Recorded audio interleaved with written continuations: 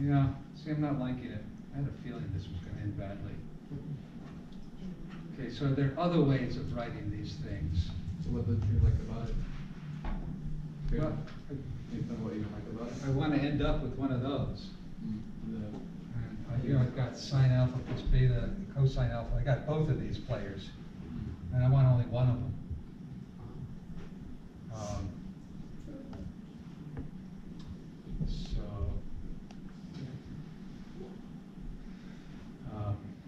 Maybe if I had called the hypotenuse one, that would be better, huh? Somebody suggested that. Yeah. No, they can't. That might be Would that do better. anything though? Would that change it? Yeah, I told you so. Should have made the hypotenuse one if you listened to Would that me. change it that much? Yep. Would it make a significant difference? I don't know. I mean, it should equal the same thing for them to Yeah. say bigger beginning with, right? Yeah. Well, we can always try. Plus, this angle up here maybe is of interest, right? That's going to be pi over 2 minus alpha minus beta, right?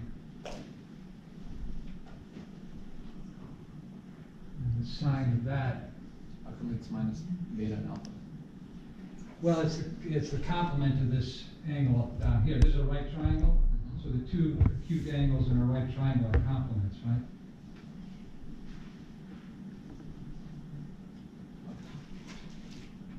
So what I really am not liking is the fact that I used tangent.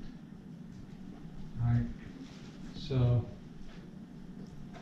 and I think that came down to the fact that I chose the base to be 1. If I had chosen the hypotenuse to be 1, then I could say sine of alpha plus beta is opposite over 1. And so this would then be sine of alpha plus beta, which might have been better. Well, I won't know unless we try. Yeah. Well, so you've seen the basic idea, and I'll tell you what, I'll do a little scratch work and come back with this. We'll do it again to where it comes out neatly.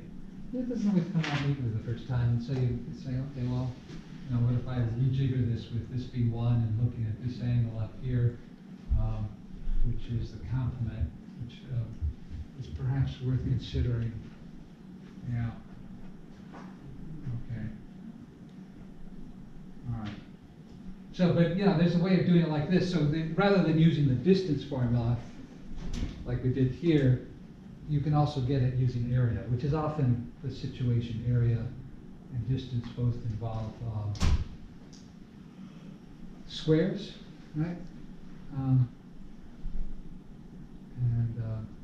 The area is, you know, a product of length and width, and if they're both involving sine and cosine somehow.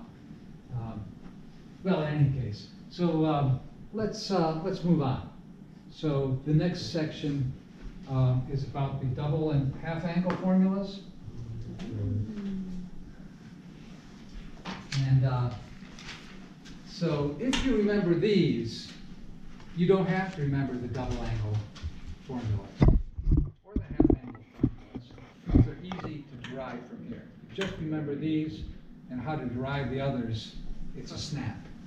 So I'm going to say sine of 2 alpha. Well, what's 2 alpha? That's alpha plus alpha, right? And I've got a formula for that. So I'm going to write this as sine of alpha plus alpha, which is sine alpha cosine alpha plus cosine alpha sine alpha, not necessarily in that order. And what do you know about that sum? Right, because alpha is beta, right? So everywhere I see beta up there, I write alpha instead. Can I simplify that? 2 sine? Yeah, they're like terms, right? They're both the same product. Now they're in a different order, but you know, that doesn't matter. So this is 2 sine alpha cosine alpha. Okay, so there's your double angle identity for sine. There's only one of those. Well, I suppose, you know, there's a million of them, but there's only one obvious one. Cosine is another story.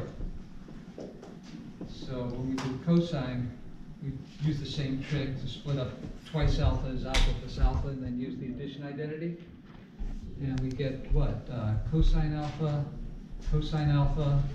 minus sine alpha, just, replacing beta with alpha in the other formula, right? And then these are squares, right? So you get a difference of squares. Oh, cosine squared alpha minus sine squared alpha, which I suppose you could factor as a difference of squares. Would that be a good thing? Sure, always a good thing. But that's not what I want to do. At this stage, your Pythagorean sense should be tingling. Isn't that one? No, that's if you had a plus sign there, right? Which would be bad. If cosine 2 alpha were always 1, that would be weird, right? It does depend on alpha? Yeah, no, it does depend on alpha. Yes. Right, so it's not a sum, it's a difference. If it were a sum, that would be 1, but it's a difference. But still, whenever you see cosine squared or sine squared, there's always a Pythagorean substitution, right? Yeah, 1 minus, right. So I can write 1 minus, well, can I combine the like terms? I'm going to have 1 minus sine squared minus sine squared. That's going to be 1 minus twice sine squared, right?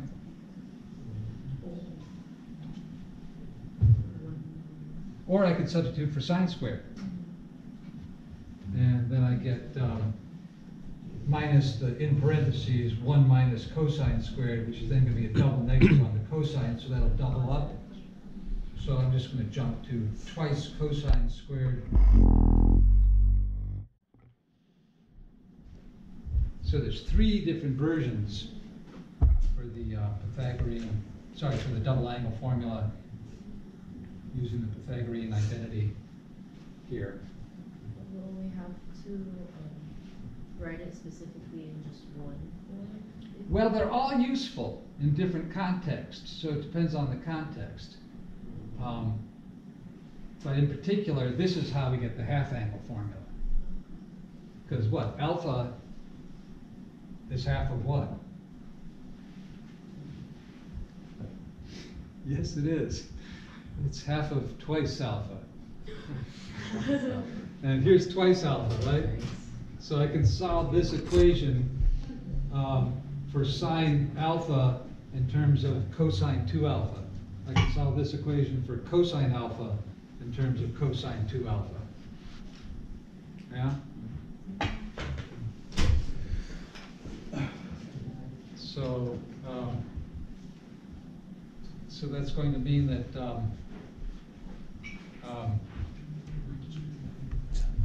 we're going to solve for sine alpha. You see, there's a big equation, right? I'm going to say, here's the big equation. Cosine 2 alpha equals 1 minus 2 sine squared alpha. Solve for sine alpha. Well, that's going to mean that 2 sine squared alpha is equal to 1 minus cosine 2 alpha. Just using the addition identity, the addition property of equality, right? That, if I add 2 sine squared alpha to both sides and subtract cosine 2 alpha from both sides, I get this equivalent equation, which I can solve for sine alpha, right? So I get sine alpha, because now I'm going to need the square root, and in general there are 2 square roots. Which one do I want? That depends, right? What does it depend on? The quadrant here? Yeah, what quadrant alpha is in, Yeah. exactly, right. Mhm. So I'm going to write both of them here and leave it for the user to determine which one is appropriate, right? So this is going to be 1 minus cosine 2 alpha over 2. That's the radical. It's all under the radical, right? So similarly, if I have, the other equation, if I'm solving this for, so now I'm gonna, the same thing, solve for, cosine alpha, what do I get? Well, let's write the equation. I've got cosine again, 2 alpha equals now twice cosine squared alpha minus 1. And that says that twice cosine squared alpha is equal to 1 plus cosine 2 alpha.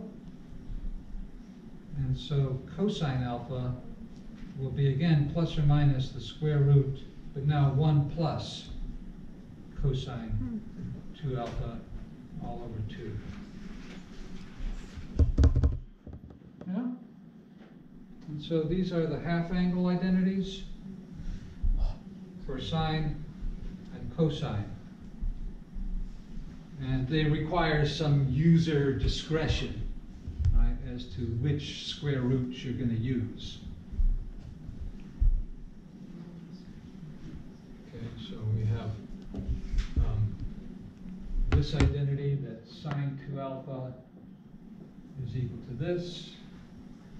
These identities, these are all